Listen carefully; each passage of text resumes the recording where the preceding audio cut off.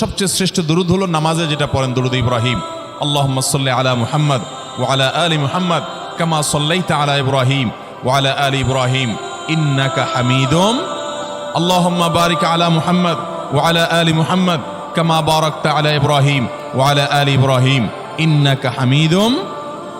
তাহলে দুরূদের এই আমলটা এটা করার জন্য আল্লাহ তাআলা এমন সহজ করে দিয়েছেন যে ওযুর প্রয়োজন নাই।